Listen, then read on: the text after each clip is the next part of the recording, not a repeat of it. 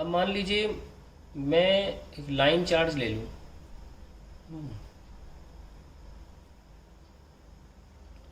तो सरफेस कैसा होना चाहिए?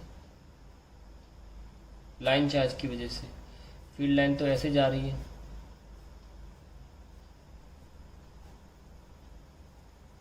इस तरीके से, है ना?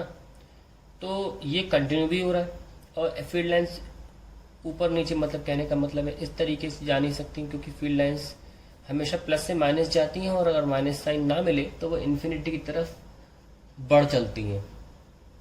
ऊपर नीचे तो जा नहीं सकती क्योंकि नीचे माइनस साइन नहीं है, तो बिल्कुल हमेशा हर चार्ज की वजह से वो फॉरवर्ड ही जाती हैं, इस तरीके से, और सामने भी, और पूरे एक सर्कुलर रीजन में। तो एक ही सरफेस है जो इसको एनक्लोज कर सकता है, satisfying the above two condition, and that is a cylinder. So that's why we take a cylinder, क्योंकि हमने आपको दिखाया कि सर्कुलर है और इसका एक्सटेंडेड 3D पोर्शन क्या होगा, सिलेंडर ही होगा। तो आपको याद होगा मैंने विदाउट गॉस थ्योरम भी प्रूफ कराया था। अब आप देखिए मैं कैसे इसको प्रूफ करता हूँ। ये मान लीजिए लेंथ है जो हम सिलेक्ट कर रहे हैं, वैसे तो बहुत लंबा है ये, तो ज़रा गॉस थ्योरम लगाते हैं।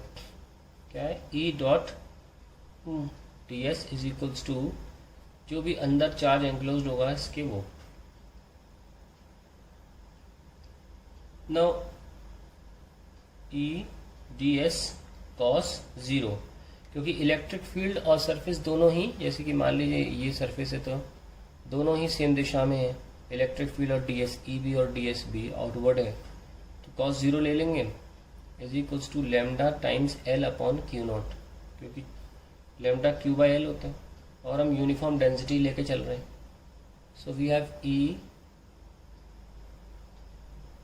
और डी एस का इंटीग्रेशन करेंगे, अगर इंटीग्रेशन करना ज़रूरी है डी एस का, जैसे आपका ये सरफेस क्या है, सिलेंडर का सरफेस है ना, क्या होता है 2 pi R into L is lambda L by epsilon, L से L cancel, so we electric field is equals to 1 upon 2 pi epsilon into lambda by r, या लिख सकते हैं lambda upon 2 pi epsilon r, और 2 से multiply और 2 से divide करेंगे तो मिल जाएगा 2 के lambda by r।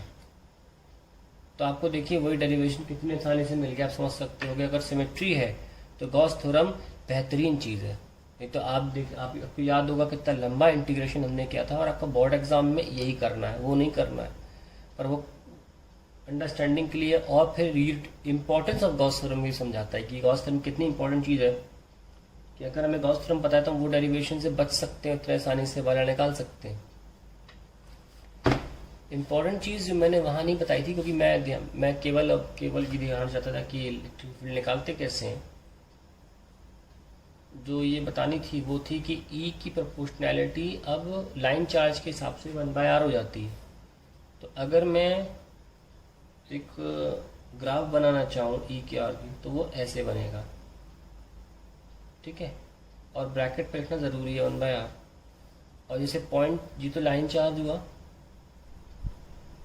और अगर पॉइंट चार्ज लिखने की बात करूँ तो वो कैसे बनता है, बिल्कुल ऐसे ही, बट थोड़ा सा कॉन्केविटी हायर रहेगी, ठीक है। तो ये 1/r² फॉलो कर रहा है, ध्यान रखिए इस बात का। अगर r³ होगा, इससे हम डायपोल की, शॉर्ट डायपोल की बात करें, शॉर्ट डायपोल में हमारा E प्रोपोर्शनल टू 1/r³ आया था, जिसमें हमने r बहुत बड़ा मान लिया था A से, तो उसमें ये और ज़्यादा कॉन्केविटी अंदर की तरफ होगी। आप ये मैथमेटिक्स के हिसाब से आप करके देख सकते हैं, तो ये 1/r³ हो जाएगा। Very important that you know all these things for graphs. तो ये तो हमारा गॉस थ्योरम की मदद से हमने लाइन चार्ज के लिए निकाल लिया, और भी डिफरेंट शेप्स के लिए हम निकाल सकते हैं। आइए देखते हैं।